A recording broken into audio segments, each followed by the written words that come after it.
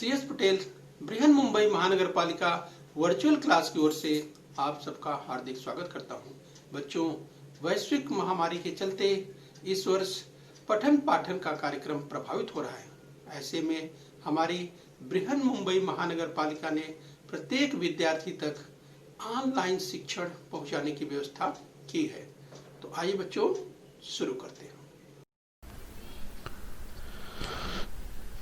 बच्चों, आज हम बात करेंगे कक्षा 5वीं की। ये देखिए कक्षा 5वीं की पाठ्य पुस्तक है EVS पार्ट 2 यानी परिसर अध्ययन भाग 2, कक्षा 5वीं हम ऐसे बने। तो बच्चों, आज हम देखने वाले हैं, आज का विषय है परिसर अध्ययन भाग 2 यानी इन्वायरमेंटल स्टडीज पार्ट 2। और बच्चों, आज हम देखने वाले हैं पृथ्वी पर सजीव यानी लाइफ ऑन अर्थ पार्ट 1। तो पृथ्वी पर सजीव की बात करेंगे यानी लाइफ ऑन अर्थ पार्ट 1। तो बच्चों, मैं CS Patel virtual training centre MCGM Dadar Mumbai से। आइए आगे बढ़ते हैं। बच्चों, अगर टाइम की बात करें तो टाइम इस अनंत काल से यूँ कहें कि ये लगातार समय चलता चला आ रहा है और बच्चों ये समय आगे चलता ही रहेगा। तो बच्चों, आज हम देखने वाले हैं पृथ्वी पर सजीवों के संदर्भ में। तो सबसे पहले हम जानने का प्रयास करेंगे बच्चों, यूनिवर्स अर्थात ब्रह्मांड की बात करेंगे। तो बच्चों कि आप देख सकते हैं स्क्रीन पर किस तरह से जो ब्रह्मांड आपको दिखाई दे रहा है, यूनिवर्स। बच्चों, हमारा जो सूर्य हमें दिखाई देता है, आसमान में एक चमकता हुआ एक छोटा सा तारा है जिसमें हाइड्रोजन का रूपांतरण हीलियम में होता है बच्चों, और उससे प्रकाश निकलता रहता है। बच्चों, आपको जानकर ताज्जुब होगा कि सूर्य की जो रोशनी है वो धीरे धीरे एक दिन समाप्त हो जाएगी। लेकिन बच्चों, डरने की बात नहीं है, उसको समाप्त होने पर अभी लाखों करोड़ों अरबों वर्ष लग जाएंगे। तो चलिए, उसकी कोई बात नहीं है, लेकिन ध्यान रखिए जब हम सूर्य की बात करते हैं तो बच्चों एक छोटा सा तारा है। सूर्य से लाखों करोड़ों गुना बड़े बड़े तारे जिस ब्रह्मांड में मौजूद हैं बच्चों, सूर्य तो एक छोटा सा नन्हा सा तारा उनके सामने लगेगा। तो आइए हम यूनिवर्स की बात कर रहे हैं, ब्रह्मांड की बात कर रहे हैं। तो आप देख सकते हैं बच्चों, जो आप स्क्रीन पर देख पा रहे हैं ब्रह्मांड, जिसका विस्तार की अगर बात करें बच्चों, तो आइए हम आपको एक और इमेज दिखाते हैं। जरा ध्यान से देखिए बच्चों। तो देखिए, एक आकाश गंगा की अगर बात करें, एक मिल्की वे की बात करें, तो बच्चों इसका विस्तार देखिए। ये 100,000 लाइट ईयर बच्चों, देखिए प्रकाश वर्ष यानी 100,000 यानी 1,00,000 प्रकाश वर्ष से भी अधिक आप देख सकते हैं बच्चों, यानी अगर विस्तार की बात करें।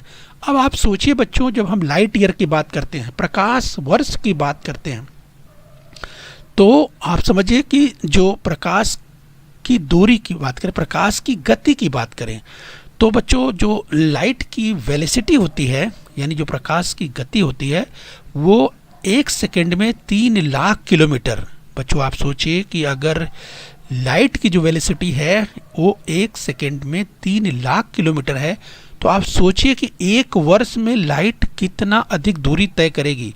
और इसके बाद एक वर्ष में अब 1 लाइट ईयर की बात करें, उसी अनुसार आप देखेंगे 1,00,000 लाइट ईयर्स कितना होगा, आप सोचिए बच्चों। इसीलिए जब ब्रह्मांड की बात होती है तो अनंत की बात कही जाती है। तो बच्चों, इस तरह से अरबों खरबों न जाने कितनी संख्या में जो अगर हम पिंडों की बात करें अंतरिक्ष में मौजूद हैं।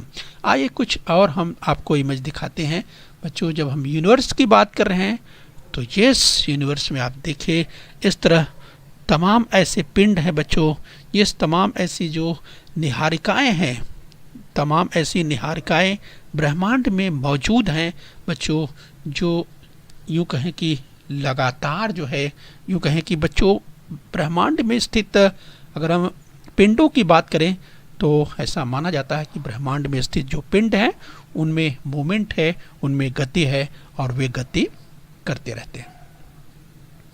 आइए कुछ और इमेज हम आपको दिखाते हैं बच्चों, और ध्यान रखिए अब धीरे धीरे हम बढ़ रहे हैं बच्चों, पृथ्वी की ओर आगे बढ़ेंगे। अब यहाँ पर देखिए स्टेरॉइड्स की बात करें तो आप देख सकते हैं बच्चों, ये स्टेरॉइड जो क्षुद्र ग्रह जिन्हें कहा जाता है वो स्क्रीन पर देख सकते हैं बच्चों, जो कि बच्चों जो मंगल ग्रह के मतलब और उस तरफ ये जो एस्टेरॉइड ग्रह हैं वो कभी कभी बच्चों ये पृथ्वी की कक्षा की ओर भी कुछ मात्रा में आ जाते हैं।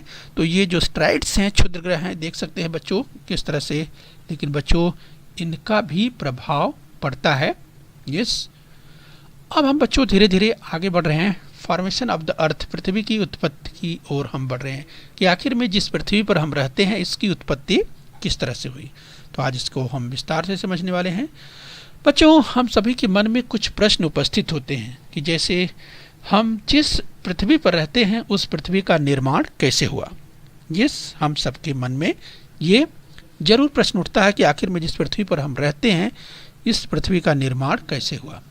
तो बच्चों ये स्क्रीन पर आप देख पा रहे हैं हमारी धरती, हमारी पृथ्वी जो कि पश्चिम से पूर्व की ओर घूम रही है। स्क्रीन पर आप देख पा रहे हैं बच्चों हमारी पृथ्वी कुछ इस तरह से है, अपनी एक्सिस पर, अपनी धुरी पर 23.5 अंश झुकी हुई है और अपने चारों ओर घूमते हुए सूर्य के चारों ओर चक्कर लगाती है।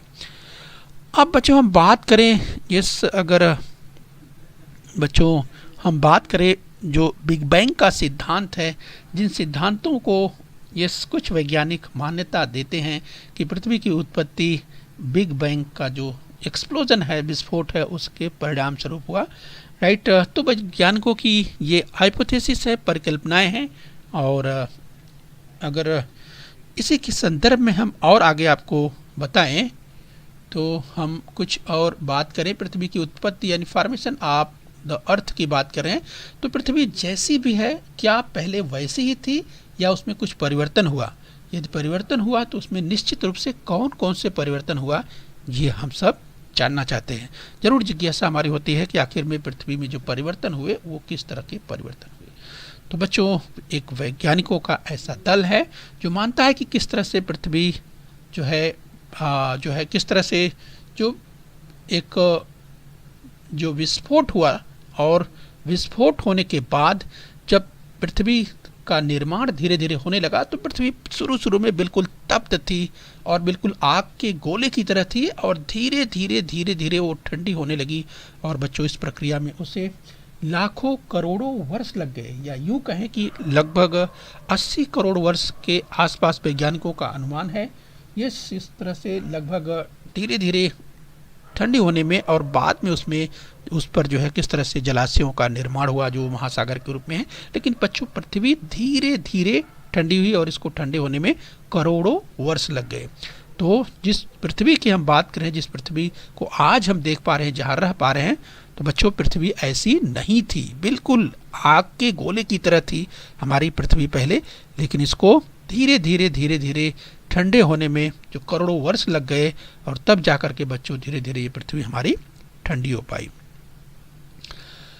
वैज्ञानिक अनुसंधान यानी साइंटिफिक रिसर्च के आधार पर यह माना जाता है कि लगभग 4.5 अरब वर्ष पहले अतितप्त गैस और धूल से मिलकर बना एक विशाल और प्रचंड गतिमान बादल अंतरिक्ष में निर्मित हुआ। तो बच्चों अगर हम यहाँ पर समझने का प्रयास करते हैं कि किस तरीके से जो जिस पृथ्वी की हम बात कर रहे हैं यानी लगभग 4.5 अरब वर्ष पहले बिल्कुल तप्त एकदम जैसे आग का गोला, आप देखिए स्क्रीन पर आपको दिखाई दे रहा है, बिल्कुल आग का गोला अति तप्त गैस और धूल से मिलकर बना एक विशाल और प्रचंड गतिमान बादल अंतरिक्ष में निर्मित हुआ। और बच्चों इसके बाद देखिए कि किस तरह से अगर विस्फोट की बात करें, एक्सप्लोजन की बात करें, विस्फोट हुआ और धीरे धीरे जो है उस प्रक्रिया में आगे चल करके देखिए, समझने का प्रयास करिए। उसकी जो गति थी, उसकी वेगवान और चक्राकार गति के फलस्वरूप उसके टुकड़े टुकड़े हो गए और सूर्य तथा सूर्य के चारों ओर घूमने वाले ग्रहों का निर्माण हुआ। तो उस तरह से जो जिस चक्राकार बादल की बात कर रहे हैं बच्चों, उसमें उसकी वेगवान गति यानी उसकी गति बहुत अधिक थी और इसके बाद उसके टुकड़े टुकड़े हो जाते हैं और इसके बाद सूर्य तथा सूर्य के चारों ओर घूमने वाले ग्रहों का निर्माण हुआ। तो बच्चों ये एक हाइपोथेसिस है जिसकी हम बात कर रहे हैं। तो यहाँ पर आप समझ सकते हैं जिस चक्राकार बादल की हम बात कर रहे हैं, बिल्कुल देखिए तप्त बिल्कुल आग के गोले की तरह, उसके बाद उसमें विस्फोट होता है। इसी के विस्फोट के साथ ही आगे चल करके उसके टुकड़े टुकड़े हो जाते हैं और इसके साथ ही आगे चल करके बच्चों सूर्य तथा सूर्य के चारों ओर घूमने वाले ग्रहों का निर्माण हुआ। इस तरह से एक हाइपोथेसिस, इस तरह की एक परिकल्पना वैज्ञानिकों ने प्रस्तुत की है। आइए बच्चों इसी क्रम में हम और आगे बढ़ेंगे, समझने का प्रयास करेंगे कि लगभग 4.5 अरब वर्ष पूर्व हमारे सौर मंडल की उत्पत्ति हुई। यानी लगभग 4.5 अरब वर्ष पूर्व हमारे सौर मंडल की जो उत्पत्ति हुई। आप देख सकते हैं अगर सूर्य की बात करें, इसके साथ साथ जो पूरा सौर मंडल है जिसमें ये आगे हम आपको दिखाते हैं कि लगभग 4.5 अरब वर्ष पूर्व हमारे सौर मंडल की उत्पत्ति हुई। पृथ्वी सौर मंडल का एक ग्रह है। इसका अर्थ ये होता है कि पृथ्वी की उत्पत्ति भी लगभग 4.5 अरब वर्ष पूर्व हुई। तो नोट करके रखिए, परीक्षा में पूछा जा सकता है कि पृथ्वी की उत्पत्ति लगभग 4.5 अरब वर्ष पूर्व हुई है, ऐसा वैज्ञानिक मानते हैं। तो बच्चों अगर ग्रहों की बात करें, जिन 8 ग्रहों की बात कर रहे हैं, कुल 8 ग्रह हैं, यानी जो 8 प्लैनेट्स हैं उनकी अगर बात करें तो उनके नाम इस प्रकार हैं, राइट। तो देखिए किस तरह से भी सूर्य आप देख पा रहे हैं और इसके बाद जो सब अगर तमाम पिंडों की बात करें, इस 8 ग्रहों की बात करें, उनका अपना गुरुत्वाकर्षण है और किस तरह से वो सूर्य के चारों ओर देखिए किस तरह से वो चक्कर लगा रहे हैं। यस, तो कुल 8 ग्रह हैं। 8 ग्रहों को आप देख पा रहे हैं कि किस तरह से वे अपनी कक्षा में घूमते हुए किस तरह से सूर्य के चारों ओर चक्कर लगा रहे हैं। इन ग्रहों की अगर बात करें, 8 ग्रह जो स्क्रीन पर आप देख पा रहे हैं बच्चों, इन्हें देखिए बुध यानी मरकरी, शुक्र यानी वेनस, पृथ्वी यानी अर्थ, मंगल यानी मार्स, बृहस्पति यानी जुपिटर, सन यानी सैटर्न, अरुण यानी यूरेनस, वरुण यानी नेपच्यून। तो इस तरह से बच्चों जिन 8 ग्रहों की बात करें, बुध, शुक्र, पृथ्वी, मंगल, बृहस्पति, शनि, अरुण और वरुण, ये 8 ग्रह हैं जो स्क्रीन पर आपको दिखाई दे रहे हैं। तो इन 8 ग्रहों को आपको याद कर लेना है, बुध, शुक्र, पृथ्वी, मंगल, बृहस्पति, शनि, अरुण और वरुण। यस, तो बच्चों ये 8 ग्रह आपको दिखाई दे रहे हैं। बच्चों इसके पहले 9 ग्रह, एक प्लूटो को ग्रह माना जाता था, लेकिन वैज्ञानिकों ने उससे जो है अगर ग्रहों की जो विशेषताएं होती है, उन विशेषताओं में जो प्लूटो है, यानी जिसे यम भी कहा जाता था, वो प्लूटो ग्रह नहीं माना गया और वर्तमान समय में जो ग्रहों का दर्जा है बच्चों वो 8 ग्रहों का है। तो ध्यान रखिए जिसकी हम बात कर रहे हैं। बच्चों पृथ्वी अपने अक्ष पर घूमती है, इसकी चर्चा हम कर चुके हैं। और सूर्य के सामने जो हिस्सा आता है वो देखिए जो है पृथ्वी सूर्य के चारों ओर घूमती है, इसके साथ ही अपनी एक्सिस पर भी घूमती है। तो जो दैनिक गति है उसका परिणाम होता है, आप रोज़ देखते हैं 24 घंटे में एक दिन होते हैं और पृथ्वी सूर्य के जो चारों ओर घूमती है, यस बच्चों जो कि एक वर्ष में घूमती है, ऋतुओं का परिवर्तन उसके कारण होता है। तो बच्चों इस तरह से यहाँ तक हमने देखा। बच्चों हम पृथ्वी पर अगर सजीव की बात करें, सजीवों की उत्पत्ति हम आगे अगले भाग में देखेंगे कि किस तरह से पृथ्वी पर सजीव आए। अगर आदि जीव की बात करें, अमीबा की बात करें, एक कोषीय सजीव सबसे पहले आए, किस तरह से आए, उनको क्या खुली आंखों से, नंगी आंखों से देखा जा सकता है, इन सब की बात हम अगले भाग में यानी पार्ट 2 में करने वाले हैं। तो चले बच्चों, हम उम्मीद करते हैं कि यहाँ तक आपने समझ लिया है। तो चलिए हम थोड़ा सा अभ्यास कर लेते हैं। सत्य या असत्य पहचानिए, यदि कथन असत्य है तो सत्य करके लिखिए। आपके सामने स्क्रीन पर एक कथन है, पृथ्वी सौरमंडल का एक ग्रह है। तो आप याद कीजिए, इसकी चर्चा हमने की थी। पृथ्वी सौरमंडल का एक ग्रह है, आपको याद होगा। यस, ये कथन बिल्कुल सत्य है। तो चलिए एक और देख लेते हैं। तो सत्य या असत्य पहचानना है। दूसरा है कथन, पृथ्वी की उत्पत्ति लगभग 4.5 अरब वर्ष पूर्व हुई है। आप याद कीजिए, पृथ्वी की उत्पत्ति लगभग 4.5 अरब वर्ष पूर्व हुई है। तो बच्चों ये भी कथन बिल्कुल सत्य है। तो हम उम्मीद करते हैं बच्चों यहाँ तक आपने समझ लिया। बच्चों बृहन मुंबई महानगर पालिका के इस चैनल को सब्सक्राइब कर लीजिए और बेल आइकन प्रेस कर लीजिए। तो बच्चों हम उम्मीद करते हैं यहाँ तक आपने समझ लिया है। आगे फिर मिलेंगे। आज के लिए इतना ही। Thank you very much.